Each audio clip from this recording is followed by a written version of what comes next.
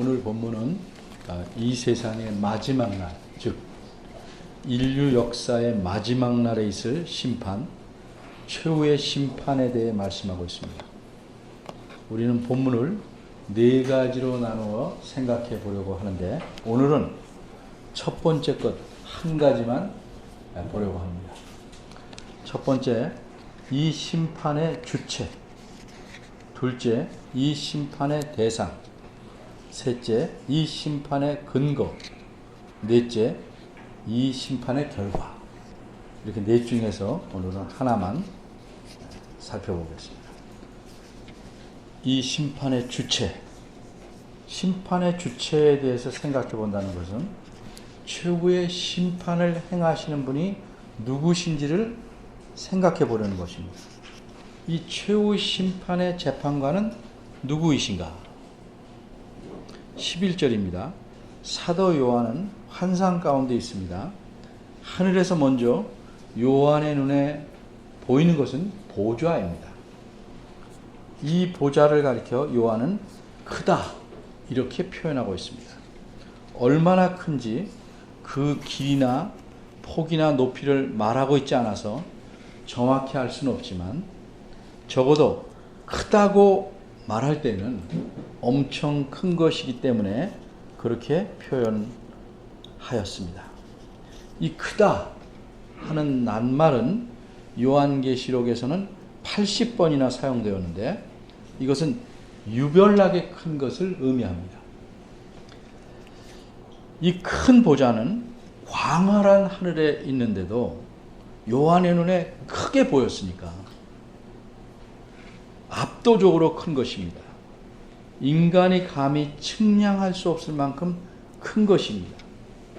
예를 들어서 비교하자면, 우리는 보름달이 어느 달에는 아주 가깝게 떠오를 경우가 있는데, 그때 와, 달이 크다 이렇게 말합니다. 근데 이 말은 다른 보름날에 비해서 크다는 의미일 뿐, 사실 우리 눈에 들어오는 하늘 전체에 비하면 그 달의 크기는 그다지 크지 않은 겁니다. 그러나 요한이 보좌를 보고 크다고 말할 때는 눈에 보이는 하늘의 공간에 비해 비율적으로 유별나게 크기 때문에 그렇게 말한 것입니다. 그러니 보좌가 매우 큰 것입니다. 또 요한은 그 보좌를 가리켜 희다고 표현합니다. 적어도 분명한 것은, 희다는 것은 깨끗함을 나타납니다. 그래서 이 구절에서 이 보좌는 재판관이신 분이 앉아 계신 보좌를 의미하므로, 보좌가 희다는 사실은 재판관이 베푸실 재판이 어떤 티나 점이 전혀 없이 완벽하게 공의로운 것임을 상징한다, 이렇게 말할 수 있겠습니다. 그 다음 요한이 본 것은 이 크고 흰 보좌 위에 앉으신 분입니다. 그런데 요한은 그 보좌 위에 앉으신 분을 보는 순간에 놀라운 일을 목도하게 됩니다. 이 놀라운 일이 무엇인가? 그 일은 순식간에 일어난 일입니다. 11절 후반절에서 말하고 있는데, 땅과 하늘이 그 앞, 즉 보좌 위에 앉으신 분 앞에서 피하여 없어진 일입니다. 이 문장을 원어대로 직역하면, 그분의 얼굴로부터 그 땅과 그 하늘이 도망쳐 버려서 그것들이 있던 자리를 찾을 수 없었다입니다. 마치 큰 죄를 지은 사람이 경찰관을 보자마자 호다닥 도망쳐 버리듯, 하늘과 땅이 어미로우신 재판관 앞에서 순식간에 사라져 버린 것입니다. 얼마나 빨리 도망쳤는지 하늘과 땅이 있었던 자리조차 찾을 수 없이, 쉽게 말해서 아무런 흔적도 없이 사라져 버린 것입니다. 이처럼 최후 심판의 날에는 사람들은 물론이고 이 세상의 모든 것들이, 더욱이 하늘과 땅까지도 그 영향을 받을 수밖에 없는 것입니다. 이 세상의 한 부분 정도가 아니라 하늘과 땅이라고 말하는 우주 전체가 변화를 겪게 되는 것입니다. 이런 사실에 대해서 요한계시록 앞부분에서 이미, 그리고 성경의 다른 곳에서, 특별히 베드로후서에서 이렇게 묘사했습니다. 최후 심판의 날에 있게 될 전 우주적인 재앙에 대해서 이렇게 말합니다. 하늘은 두루마리가 말리는 것 같이 떠나가고 각 산과 섬이 제자리에서 옮겨지며, 계시록 6장에 나옵니다. 각 섬도 없어지고 산악도 간데 없더라. 계시록 16장에 나옵니다. 그러나 주의 날이 도둑같이 오리니 그날에는 하늘이 큰 소리로 떠나가고 물질이 뜨거운 불에 풀어지고 땅과 그 중에 있는 모든 일이 드러나리로다. 하나님의 날이 임하기를 바라보고 간절히 사모하라. 그날에 하늘이 불에 타서 풀어지고 물질이 뜨거운 불에 녹아지려니와. 베드로서 3장입니다. 이렇게 예고한 재앙들이 마침내 최후의 심판날에 순식간에 일어나는 것입니다. 그러면 우리 눈에 익숙하던 이 세상이 모두 사라지고 새하늘과 새 땅이 새롭게 오게 됩니다. 그럼 이렇게 현재의 하늘과 땅, 이 광대한 우주 전체를 그 앞에서 도망치게 하신 보좌 위에 앉으신 분은 누구신가? 이전에 요한이 하늘의 보좌에 앉으신 이를 처음 보았을 때 그는 그분의 모습을 요한계시록 4장 3절에서 이렇게 묘사하고 있습니다. 그 보좌에 앉으신 이의 모양이 벽옥과 홍보석 같고 또 무지개가 있어 보좌에 둘렸는데 그 무지개의 모양이 녹보석 같더라. 분명하게 말하자면 이 묘사는 보좌에 앉으신 이의 생김새를 말하는 것이 아닙니다. 왜냐하면 보좌에 앉으신 분은 형상이 없으신 분이므로 그분의 얼굴이나 몸과 같은 모습을 나타낼 수가 없기 때문입니다. 그러기에 이런 묘사는 그분의 속성 중 하나, 쉽게 말하면 어떤 특징을 알려주는 것입니다. 예를 들면 우리가 매우 마음씨가 어진 분에 대해 묘사할 때 우리가 천사를 본 일이 없어도 그 사람은 천사 같다라고 표현하는 것과 비슷합니다. 따라서 요한계시록 4장 3절에서 보석들로서 묘사한 것은 보좌에 앉으신 분의 영광을 표현한 것입니다. 그럼 이렇게 눈부시도록 찬란한 영광을 지니신 보좌에 앉으신 분은 누군가? 우리는 그분이 누구신지 정확하게 추측할 수 있습니다. 여러분의 추측이 맞을 것입니다. 그런데 우리가 성경을 공부하면서 항상 중요하게 여기는 것은 우리의 추측이 정확하다고 할지라도 성경으로서 그 추측이 맞는 것을 확인받아야 합니다. 따라서 우리의 추측이 정확하다 할지라도 그것보다 더 중요한 것은 성경을 공부할 때 추측에 의존하는 것이 아니고 성경 말씀 자체에서 그분을 누구시라고 말씀하는가를 살펴보는 일이 필요합니다. 요한계시록 4장을 보면 그 보좌에 둘러선 이들이 있는데 제일 가까이에는 네 생물, 즉 네 천사가 있습니다. 그들이 그 보좌에 앉아 계신 이를 가리켜 이렇게 말합니다. 거룩하다, 거룩하다, 거룩하다. 주 하나님 곧 전능하신 이여 전에도 계셨고 이제도 계시고 장차 오실 자라. 계시록 4장 8절입니다. 그리고 그 보좌에 앉으신 이 앞에 엎드려 24장로들이 또 이렇게 찬양합니다. 우리 주 하나님이여 영광과 존귀와 능력을 받으시는 것이 합당하오니 주께서 만물을 지으시니라. 주께서 만물을 주의 뜻대로 있게 하셨고 또 만물이 주로 말미암아 지으심을 받아나이다. 4장 11절입니다. 그러므로 이렇게 찬양을 받으시는 보좌에 앉으신 분은 우리 주 하나님이십니다. 그럼 우리 주 하나님이라고 칭함을 받으신 분은 삼위일체 하나님이신가? 성부 하나님이신가? 아니면 성자 하나님이신가? 아니면 성령 하나님이신가?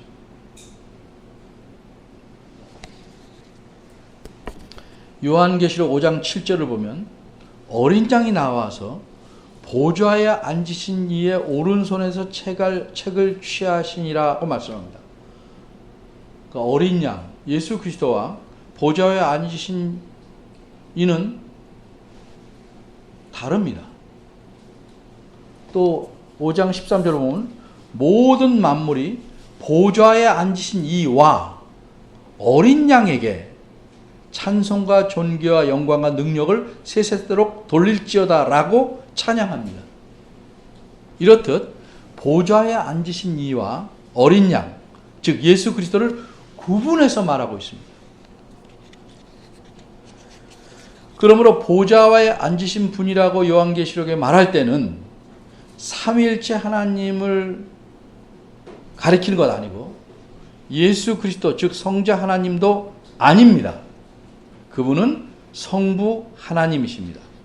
따라서 이 최후의 심판을 하시는 분에 대해서도 보좌에 앉으신 자라고 칭했으니 이 보좌에 앉으신 분은 성부 하나님이시라는 것이 분명하게 드러납니다. 그런데 여기서 이와 같은 질문이 생길 수 있습니다. 우리가 기억하기로는 성경 구조는 정확히 몰라도 어느 곳에선가 최후의 심판은 예수 그리스도께서 하신다고 말씀한 것 같은데 보좌에 앉으신 분이 성부 하나님이시라면 예수 그리스도께서는 어디에 계신가? 어째서 그리스도는 이 최후의 심판 장면에 나타나 있지 않은가? 이 질문에 대한 답을 얻기 위해 우선 최후의 심판을 누가 하실는지에 대해 말씀한 성경 구절 몇몇을 살펴보겠습니다. 먼저 예수님 자신께서 이렇게 말씀하셨습니다. 인자가 아버지의 영광으로 그 천사들과 함께 오리니 그때 각 사람의 행한 대로 갚으리라. 마태복음 16장입니다. 요한복음에서도 이렇게 말씀하셨습니다. 아버지께서 아무도 심판하지 아니하시고 심판을 다 아들에게 자기 자신에게 맡기셨으니 이 말씀을 보니 최후 심판은 성부 하나님께서 성자 하나님이신 예수 그리스도에게 일임하셨다 하는 것을 알 수 있습니다. 후에 베드로는 최후 심판에 대해 알게 된 사실을 이렇게 말합니다. 우리를 명하사 백성에게 전도하되 하나님이 산자와 죽은 자의 재판장으로 정하신 자가 곧 이 사람인 것을 증거하게 하셨다. 마지막 심판의 재판장으로 하나님이 정하신 자가 곧 이 사람, 즉 누구? 예수 그리스도라는 것을 증거하게 하셨다. 이렇게 말합니다. 이처럼 베드로도 최후 심판의 재판장은 예수 그리스도로 하나님께서 정하셨다라고 말합니다. 또 바울도 예수 그리스도께서 최후 심판의 재판장이시라는 사실을 이렇게 말합니다. 이는 하나님께서 정하신 사람으로 하여금 천하를 공의로 심판한 날을 작정하시고 이에 저를 그렇게 정하신 사람을 죽은 자 가운데서 다시 살리심으로써 모든 사람에게 믿을 만한 증거를 주셨음이니라. 이 말씀의 의미를 쉽게 아는 분도 있겠지만 좀 더 분명하게 드러나도록 표준 세번역 개정판으로 그 앞구절인 사도행전 17장 30절과 31절을 제가 읽어보겠습니다. 하나님께서는 무지했던 시대에는 눈 감아 주셨지만 이제는 어디서나 모든 사람에게 회개하라고 명하십니다. 그것은 하나님께서 세계를 정의로 심판하신 날을 정해 놓으셨기 때문입니다. 하나님께서는 자기가 정하신 사람을 내세워서 심판하실 터인데 그 정하신 사람을 죽은 사람들 가운데서 살리심으로써 모든 사람에게 확신을 주셨습니다.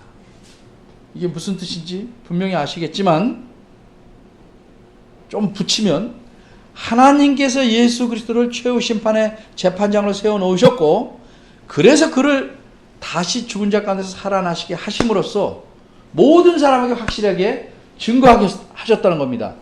예수 그리스도가 최후 심판의 재판장이라는 사실을 믿을 수 있게 그를 살림으로써 증거하셨다는 말씀입니다. 또 사도 바울은 이렇게 말합니다. 곧 내가 전하는 복음에 이른 바와 같이 하나님이 예수 그리스도로 말미암아 사람들의 은밀한 것을 심판하시는 그날이다. 최후 심판의 날을 이렇게 말했어요. 로마서 2장입니다. 이는 우리가 다 반드시 그리스도의 심판대 앞에 드러나서 각각 선악간에 그 몸으로 행한 것을 따라 심판받으려 함이라. 고린도서 5장입니다. 그럼 우리는 이러한 예수님 자신의 말씀들과 사도 베드로와 사도 바울의 말씀들을 통해서 분명하게 최후 심판의 재판장은 예수 그리스도이시다 하는 사실을 알 수 있습니다. 그런데 어째서 오늘 본문인 요한계시록에는 보좌에 앉으신 이, 즉 성부 하나님만 언급하는 것일까? 이 질문에 대해서 생각해 봐야 합니다. 우리가 아는 바대로 요한계시록은 구약의 가르침을 토대로 삼아 그 가르침에서 나타난 이미지를 그림 같은 비유를 따다가 표현합니다.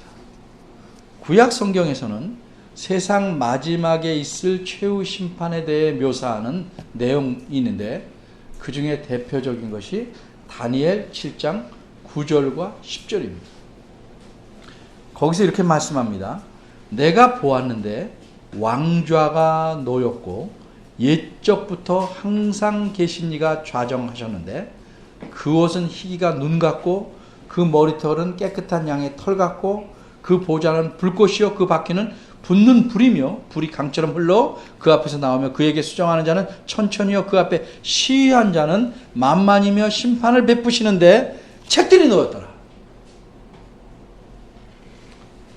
이렇듯 다니엘 7장에서는 옛적부터 항상 계신 이, 즉 성부 하나님께서 최후 심판을 하시는 모습을 보여주고 있습니다. 이처럼 요한계시록에서는 이 다니엘의 이미지를 따다가 사용한 것입니다. 그러기에 오늘 본문에서는 보좌에 앉으신 이만 언급하고 있다고 생각합니다. 사실 삼위일체 하나님께서 함께 일하시지만 마치 성부 하나님만 일하시는 것처럼 성경에서 묘사하고 있는 것은 그다지 낯선 것이 아닙니다. 예를 들면 창세기 1장을 보면 태초에 하나님이 하늘과 땅을 창조하셨다 이렇게 말합니다. 여기서 굳이 성부 하나님과 성자 하나님을 나누지 않고 말씀하고 있습니다. 그런데 요한복음 1장 1, 2, 3절을 보면 성부 하나님과 성자 하나님을 구분해서 말합니다. 그러면서 성자 하나님께서 천지를 창조하셨다고 말씀합니다. 우리말에는 좀 이 구분이 흐릿해서 원어의 의미를 따라 요한복음 1장 1절에서 3절을 번역하면 이렇습니다. 요한복음 1장을 보시고 우리말과 비교해서 제가 직역한 것을 따라 보시면 좀 도움이 될 것입니다. 요한복음 1장입니다. 그리고 우리말 속에서 빠진 것은 관사입니다. 지정하는 말이 빠졌습니다. 잘 비교해서 들으십시오. 태초에 그 말씀이 이미 계셨다. 그리고 그 말씀은 그 하나님, 여기 성부 하나님이에요. 그 하나님과 함께 계셨다. 그리고 그 말씀은 하나님이셨다. 이건 그 하나님이라고 안 그랬습니다. 이 말씀도 본질상 하나님이라는 사실을 말합니다. 이분은 그 말씀을 가리키는 거예요. 그것은 이라고 안 그랬고 이분은 태초에 그 하나님과 함께 계셨다. 모든 것들이 그로 말미암아, 그러니까 이 말씀, 그분으로 말미암아 창조되었으니 그가 없이는 창조된 것 어느 하나도 존재할 수 없었다. 이처럼 세상 처음에 태초에 삼위일체 하나님께서 만물을 창조하셨을지라도 성경은 성부 하나님을 중심으로 대표적으로 그저 하나님이라고 묘사합니다. 세상 마지막에 있을 최후 심판에 대한 묘사도 창조에 대한 묘사처럼 성부 하나님 중심으로 묘사한 것이므로 성경의 첫 사건과 마지막 사건에서 잘 균형을 이룬 것이라고 볼 수 있겠습니다. 그러나 예수님 자신과 성경 여러 곳의 말씀처럼 성부 하나님께서 예수님을 최후 심판의 재판장으로 세우셔서 심판을 행하게 하실 것은 분명하고 확정적인 사실입니다. 따라서 우리는 오늘 본문에서 그 위에 앉으신 자를 성부 하나님이라고 이해는 하지만 최후 심판은 성자 하나님께서 재판장으로서 하실 것이라는 사실을 염두에 두고 이해해야 됩니다. 그래서 우리는 어떤 학자의 말을 빌려서 이렇게 말할 수 있을 것입니다. 영적으로 말하자면 예수님은 자신의 아버지의 보좌에 앉으셔서 산자와 죽은 자를 심판하시는 것입니다. 그리고 성부 하나님은 자신의 아들을 통해서 그로 말미암아 인류를 심판하시는 것입니다.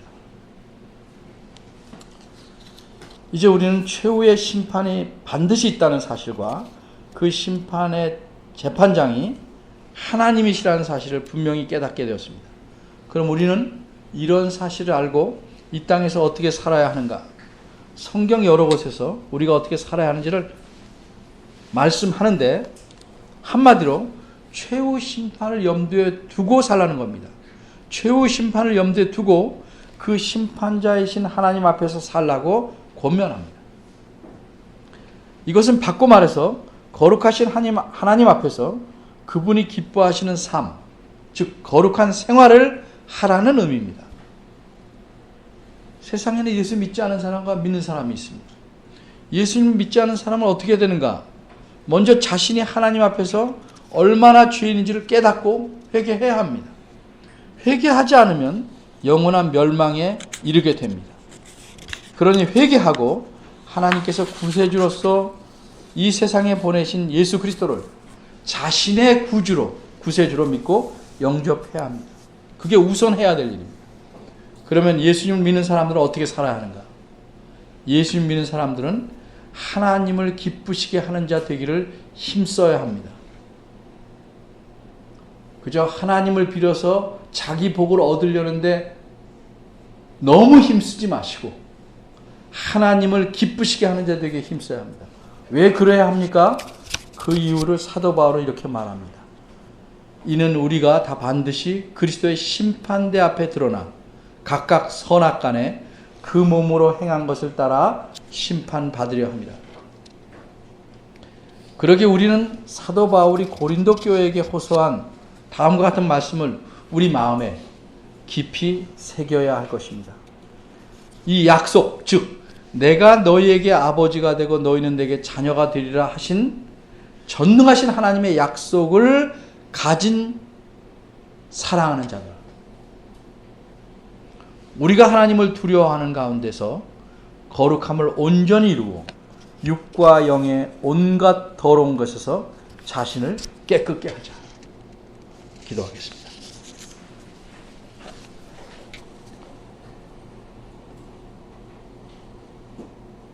은혜로우신 하나님, 그러나 참으로 공의로우신 하나님, 그런데 저희가 하나님의 약속을 너무 든든히 믿어서인지 아니면 심판에 대한 관심이 없어서인지 저희들은 최후 심판에 대해 두려워함도 없고 마음을 기울임도 적습니다.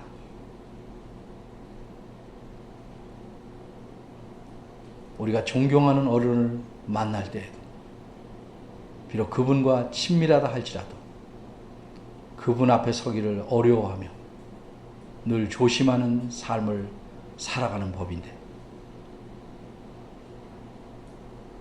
하나님을 만날 그날을 생각하며 사는 우리들은 어떤 마음으로 사는지 살펴보게 하시고 더욱 어려워하며 하나님을 경외하며 감사함으로 거룩한 삶을 살아갈 수 있도록 깨우쳐 주시고 이끌어 주시길 바랍니다. 잠에서 깨어나게 하시고 우리 심령이 늘 깨어서 근신하는 자세로 살아가도록 이끌어 주옵소서. 예수님의 이름으로